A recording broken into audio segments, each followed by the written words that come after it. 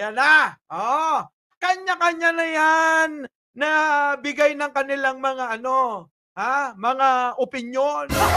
Dapat nung umpisa pa lang na binabanatan, ng kampo mo si Pangulong Bongbong Marcos dapat noon pa, nag-resign ka na. O ano ngayon nasasabihin ng mga tao, mismong mga kakampi mo? Ano ngayon nasasabi? Tapos biglang magiging leader ka ng oposisyon. Wala na. 'Di ba? Wala na. Oh, sige tuloy natin mga kababayan. Ito si siyempre kilala nyo naman ito, si Panelo. Oh. Pasok! Ano ang masasabi ni Panelo? Oh, pasok. The resignation of VP Inday Sara is or means. Oh, anong means? Anong meaning? Ano ang ibig sabihin? To, pakinggan nyo kung ano ang ibig sabihin, mga kababayan. Naku, Diyos ko. Papunta na tayo sa exciting part ng usaping politika sa ating bansa. Oo. Pasok! This is a new political ballgame. Yon! Sa tingin mo ba, Panelo, may tatama pa? Sa tingin nyo ba magiging bomba nyo si Sara? Sa tingin nyo ba sasama ang marami kay Sara?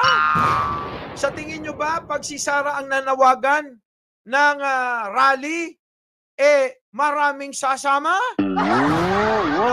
Malabo yan, malabo. Oo, sige, pasok. At marami ang matutuwa sa ginawa niya.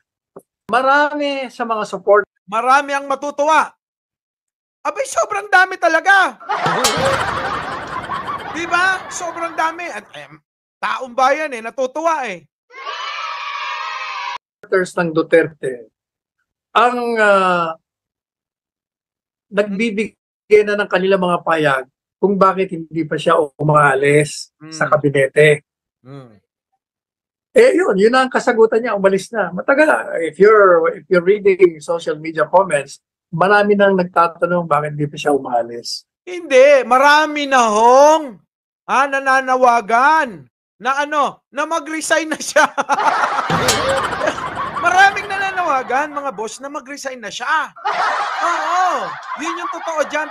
Kasi siyempre kailangan linisin nila at maging maganda yung imahe ni Sara Duterte. Kailangan sa kanilang mga supporter na kakapranggot na lang, kailangan ipaliwanag nila ng maayos na kailangan papabor kay Sara yung ginawa niya. Kahit na ito ay, halos lahat ng mga marurunong, mga kababayan, ay iisa lang sinasabi. Dapat noon pa nag-resign. At bakit ngayon lang? Diba? Sige, tuloy. At saka kung titingnan mo yung mga statements niya, meron na siyang meron na siyang talagang banat. Kinukontra niya talaga yung major policy ng administrasyon. Matagal na naming alam yan. Halatang halata naman. Diba? Halatang halata naman na talagang kailangan niyang bumatikos at kailangan niyang kumontra kay Pangulong Bongbong Marcos. Di ba?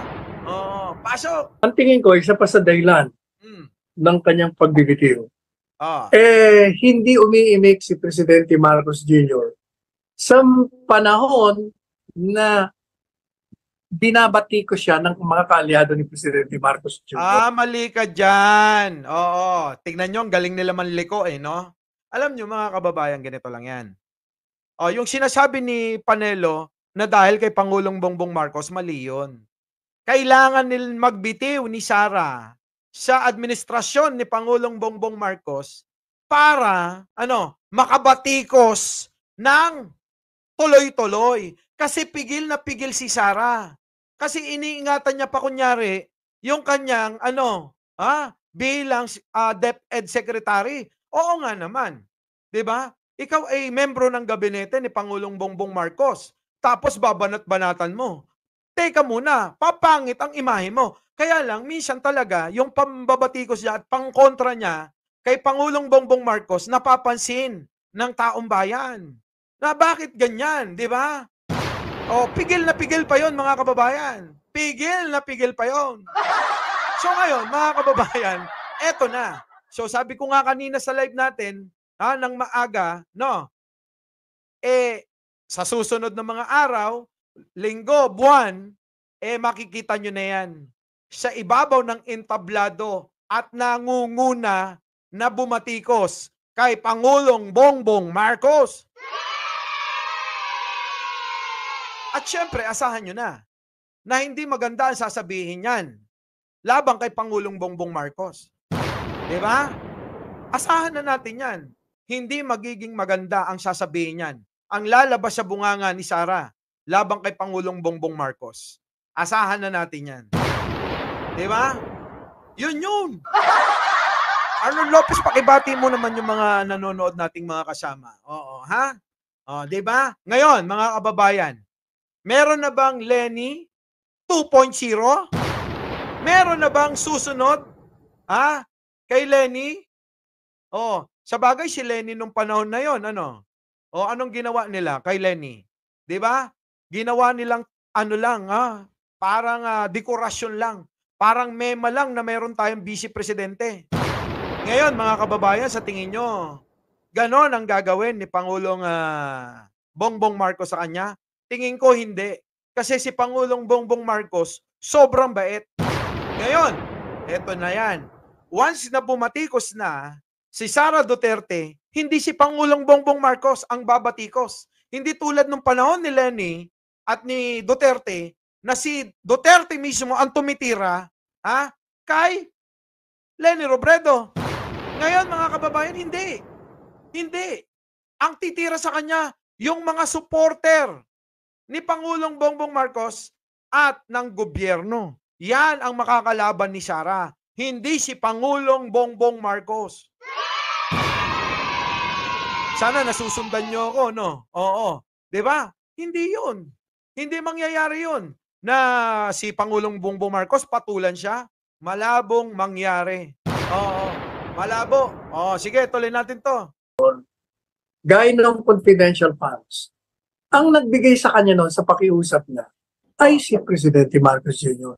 At ibinigay sa kanya yung confidential funds, transfer yun.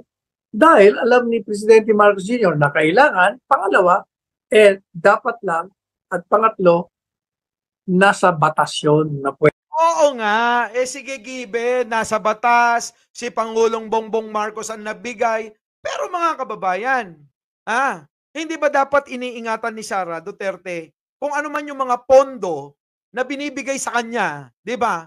Dahil, mga kababayan, lintik na yan, pera ng bayan yan! Hindi mo pera yan, Sara! Di ba? Para gastusin mo ng ganun-ganun na lang. Saan ba yan? 125 million in 11 days? Pera ng bayan yan? Hindi mo pera yan? Di ba? Si Panelo pasok. Pwede niyang gawin. Pero nung inupakan siya, tumahimik si Presidente Marcos Jr. Hindi rin siya umimik nung binibira siya ng House of Representatives ng grupo ng Speaker Martin. Yan na, sinasabi ko sa inyo. Ganun naman talaga ugali ni Pangulo Di ba? Di ba kayo na rin nagsasabi, karapatan ng ninuman ang bumatikos. Bakit pinipigilan nyo ang Kongreso na batikusin si Sara? So, ibig sabihin, mga kababayan, ang Kongreso sa pamumuno ni Martin Romualdez, walang karapatan bumatikos sa Vice Presidente? Ngayon, kayo yung ginagawa nila na pambabatikos kay Pangulong Bongbong Marcos. So, ibig ba sabihin, yung pambabatikos nila na yon, sila lang may karapatan? Itong tuloy-tuloy na ginagawa nilang walang kwentang pambabatikos na hindi naman iniinda ng gobyerno ni Pangulong Bongbong Marcos, yung ba, sila lang may karapatan na magganon? Pag sila na yung binatikos, hindi pwede? Ganun ba yon? Naknang pating naman Panelo. Diba? Ang galing nyo talaga, manlin lang ng tao. Oh, sige, pasok. Palagay ko, kahit sinong nasa posisyon, at ikaw ang vice presidente, cabinet secretary ka, siyempre naghahanap ka rin ng kalinga ng iyong principal. Teka muna. Baka nakakalimutan nyo. Ang pagtanggap ng posisyon o pag-a-apply nyo ng posisyon sa gobyerno, abay, teka muna, walang kaibig-kaibigan, walang kamakamag-anak, at higit sa lahat, pag mali, mali. Diba? Pagka may issue, dapat, anong gawin? Patikusin. So, ibig mo sabihin, kailangan kampihan ni Pangulong Bongbong Marcos kung nakikita ng taong bayan na merong mali siya ginagawa ni Vice Presidente Sara. Diba? Ganyan ang pag-uugali ng mga ito. Itong Duterte loyalist, ang gusto nila, kampi-kampi sila kahit na mali. Naku po! Diba? Ganun ang gusto nila. Kita mo na may katwiran ni Panelo. Dapat may kalinga. Kalingahin kahit na may mali. Hindi ba pwedeng bigyan ng parusa? Hindi ba pwedeng batikusin? So, sasabihin ni Pangulong Bongbong Marcos, dapat ganito. Si Sara Duterte ay kakampi natin. Kasama ko yan. Kahit na binibira ako ng pamilya niyan. Ganun ba dapat? Kahit na magnakaw yan, ng milyon-milyon, dapat, huwag niyong babatikusin yan. Ganon ang gusto ni Panelo. Anong klaseng gobyerno ang gusto ng mga ito? Kampi-kampihan? Walastik talaga, no? So mga kababayan, mag-iingat kayo sa mga pananalita ng mga ito. Dahil, grabe, magaling magmanipula. Magaling magpaniwala. Oo. Sa bagay. Diba? Yung mga taga-sunod naman nila, mga uto-uto eh. Diba?